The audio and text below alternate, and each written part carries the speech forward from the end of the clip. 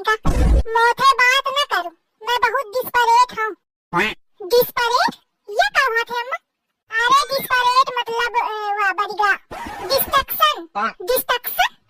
अरे मतलब मोरे माइंड में बहुत डिस्परेशन है। अच्छा अम्मा, डिप्रेशन कहाँ जा रही है का? हाँ वो है। अरे तो अम्मा इस कहा ना कि डिप्रेशन में हवा। चुप पे चाहिए जाता है मौका न सिखाओ। मैं कौन स्कूल के पाछे नहीं पढ़ी हूँ, अपने कक्षा के मॉनिटर रही हूँ।